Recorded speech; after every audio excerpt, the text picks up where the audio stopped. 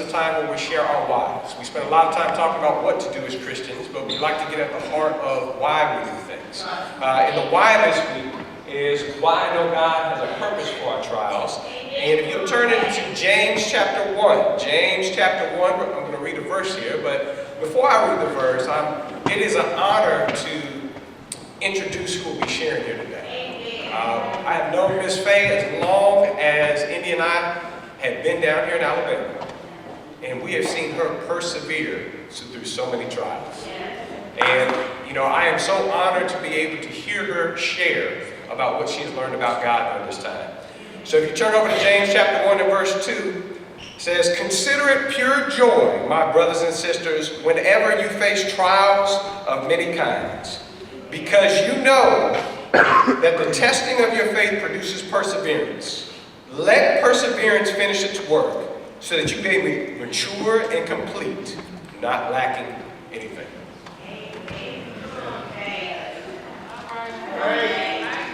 Come on, Mama.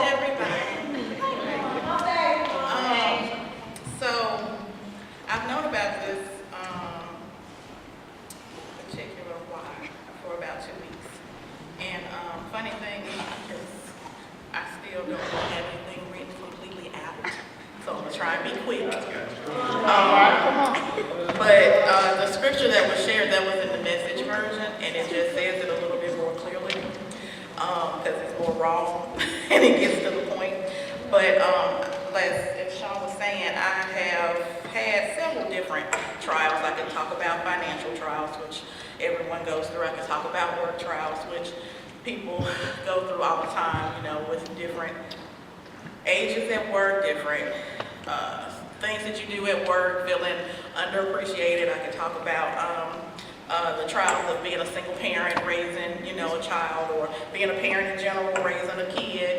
It's challenging because you don't know what you're doing. You kind of fall through it, and you add being the only person doing that, and it's something different. So, but I kept going back to one thing that I feel like kind of puts all of it into perspective, and it kind of travels over a multitude of things, is the restoration of my relationship with my dad. And I'm gonna be quick.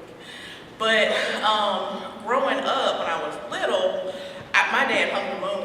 He would come in the house and I would get on he would put me on his shoulders and he'd walk me around the house. So I thought he was like 1,000,000 feet tall, and for my birthdays, they would always blow it out on Christmas Eve, baby, but I was never lacking in my party on my birthday, my birthday gifts, which weren't little rinky-dink, and then Christmas the next day had full gifts for it, so I was spoiled, if you would say. But then, as I got older, I noticed some different things with the dynamic of him and my mother. And he was an alcoholic. He was very abusive to her physically, mentally, and verbally. And that never transcended to us. But I always felt like, how do you treat her like that? And she takes care of me and you love me. So it was just confusing as a kid. And so growing up, I grew up and I stopped liking him because of that. And when I first started studying the Bible, I was at the point where I was about to get baptized, and something came up. I said something, or they asked something, and they were like, "Oh, your dad is alive?" And I'm like, "Yo, he lives in Birmingham." But so it just kind of stopped. And I had to start dealing with that anger and that pain and that hurt and that distrust that I feel like I kind of feel like God let me down in that area, because it went from I absolutely love him and I'm a daddy's girl, but you treat this person like this, you're this kind of way. And then when I got older, it was emotional, him pulling back, him being in the house but not really there, like an absent dad, but he's living right there. And so I was like, well, I don't understand that. So I just compartmentalized that. Like, okay, well, I can just hate you, but I can still love God. And that's just not the case. And so with dealing with that and working through that, it just kind of brought up emotional trials, because we go through so many. The Bible talks about when we go through them, not if, not maybe, not could be, but it's when. So that's going to happen. And so emotional trial is a little bit different, because physically, okay, you can get some money, God bless you with some money to do whatever you need to do, but that emotional thing is you. That emotional thing is within you, and you got to deal with you. And I feel like two things that I know why God has a purpose for trials is because if you were to see the relationship I have with my daddy right now, it's so not me. It's so God, because I can't even, when I get off of work, I have to call him to let him know I got home okay. And if I don't, I'm like, oh, I'm going to be grounded in my own house. Wait a minute, let me call my daddy. You know, and so, yeah, Kenya, call your dad.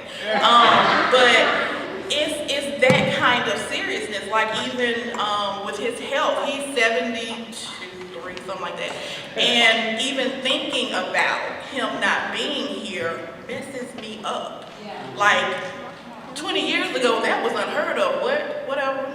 Okay, bye. But God takes you through something so that you can be so much better and so much more than what you thought you could be, and have this relationship with this person that you thought was completely dead and gone. And like, that's not just with your parents, that's with anybody, that's with your sister, your brother, your cousins, your co-workers, whoever. That's with everything. And so from that one relationship, that has helped me with a magnet of relationships that I have, be able to go to them without expecting anything back, you know, and really being who God wants me to be in those relationships. And in studying this, I looked up trial, which it has test in the definition. In test, I looked it up, and it says a procedure intended to establish the quality, performance of reliability of something, especially before it is taken into widespread use.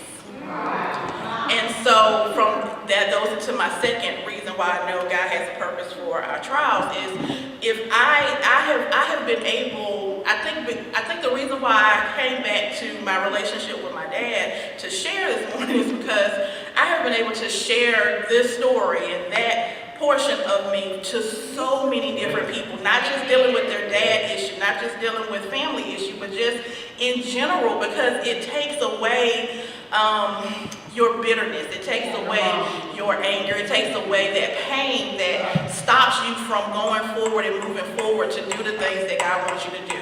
And if you hold that, if you go through a trial and you hold that in, you're not helping anybody. It's like, you know, when they wrote the Bibles, when the prophets and whatnot wrote the Bible, if they just didn't write it, what would we have to go by? Like, how would we be able to study in the Word? We wouldn't. The stuff still happened, but we just would be able to read about it and know about it, be able to learn from it. So when you withhold that, you stunt people who you were placed in their life to help.